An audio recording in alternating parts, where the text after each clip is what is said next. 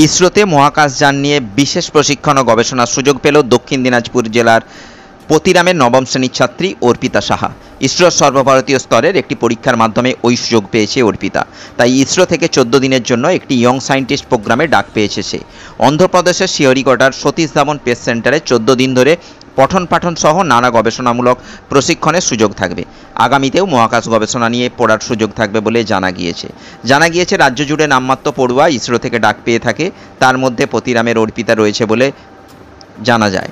এই খবর ছড়িয়ে পড়তেই খুশির হাওয়া জেলা জুড়ে।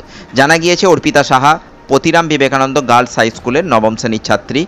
অর্পিতা বাবার নাম দীপঙ্কর সাহা, বাড়ি পতিরাম থানার বাহিচা এলাকায়। তিনি হাটে হাটে ধান চালের ব্যবসা করেন। গত মার্চ মাসে অনলাইনে ইসরো যুবিকা নামক একটি পরীক্ষায় বসে অর্পিতা। এরপরেই সম্প্রতি এই পরীক্ষার রেজাল্ট বের হয়, যার ফলে ইসরো থেকে অর্পিতাকে ডেকে পাঠানো হয়েছে। আজ অর্থাৎ বৃহস্পতিবার অন্ধ্রপ্রদেশের শিহরিকটার উদ্দেশ্যে রওনা হচ্ছেন অর্পিতা ও তার বাবা। আগামীতেও মহাকাশ বিজ্ঞানের ওপর কাজ করতে চায়। হ্যাঁ, তো 20 ফেব্রুয়ারি থেকে এই পরীক্ষাটি শুরু হয়েছিল এবং এটি প্রত্যেক বছরই হয়ে থাকে। হ্যাঁ, এটাতে আগের বছর যে উপাসনা দিদি গিয়েছিল তার থেকে আমি অনেক বেশি ইন্সপায়ার্ড হয়েছি এবং তারপরে আমি এই পরীক্ষাটি দিলাম। তো আশা করতেও পারিনি যে এরকম কোনোদিন চান্সও পেয়ে যাব। মানে সবসময় তো ভয়ে থাকতাম, মাকে বলতাম মা আমি কি পেতে পারি, তো বললো হ্যাঁ পাবি, কেন পাবি না। তো পেলাম, তো ভালো লাগছে। হ্যাঁ, যদি ভবিষ্যতে কোনোদিন চান্স পাই, কোনোদিন যদি এই বিষয়ে আমার আরও ভালো লাগে, যদি আমার ইচ্ছে আরও বেশি হয় এটি বিষয়ে আরও গভীরভাবে জানা কিছু, তো হ্যাঁ অবশ্যই এটাতে তো এই ধরনের প্রফেশনে তো যাবই। তাছাড়াও হ্যাঁ, ডাক্তারির প্রতিও একটা আলাদাই টান আছে।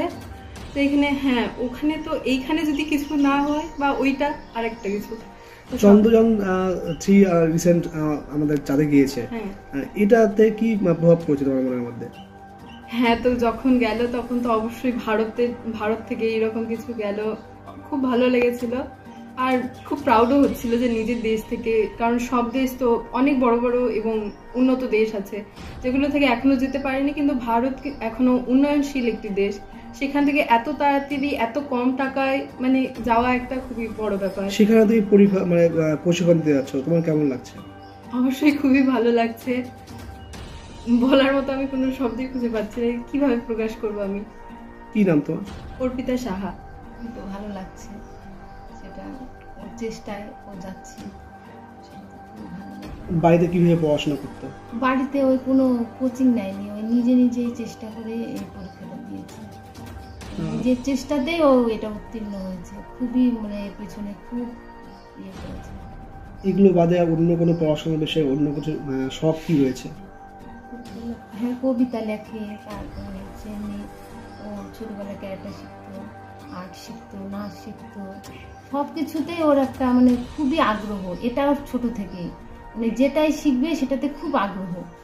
যে এত বড় একটা পরীক্ষা, একটা সুযোগ পাচ্ছে এই জেলা থেকে, কি বলবেন এই বিষয়ে? খুব আনন্দের কথা, কি বলবো আর, খুব ভালো, যার ভালো। কি না আপনার? আমাকে তো খুব আনন্দিত মনে হচ্ছে। বাচ্চারা ছোটোবেলা থেকে মেয়েটা খুব ভালো পড়াশুনো করতো, উনি নিজের পরিশ্রমে সে চান্স পেয়েছে। আপনার পরিবার থেকে যে প্রথম এরকম কেউ যাচ্ছে, একটা বড় সুযোগ পেয়েছে, কি কেমন লাগছে আপনার? খুব আনন্দিত বোধ করছি এটা। আপনি কবে যাচ্ছেন এবং কোথায় যাচ্ছেন? আমি যাচ্ছি 9 তারিখে শ্রীহরিকোটা। ওখানে থাকতে হবে কতদিন? 25 দিন থাকতে হবে। এই যে কিছুদিন আগে দেখলাম যে চাঁদ, যেখান থেকে চাঁদের গবেষণার জন্য ভারতের পক্ষ থেকে একটা উপগ্রহ পাঠালো সেই শ্রীহরিকোটা থেকে, তো সেই জায়গায় মেয়ে যাচ্ছে, কি বলবেন? আমার তো খুব ভালো লাগছে তাতে। মেয়ে ও আগামী দিনে এগুলো আরও কিছু এইসব বিজ্ঞানী হতে চাচ্ছে, এই নিয়েই আর কি বক্তব্য। কি নাম আপনার? দীপঙ্কর সাহা। দক্ষিণ দিনাজপুর থেকে বিদ্যুৎ কুমার মাহাতোর রিপোর্ট, রূপসী বাংলা মিডিয়া।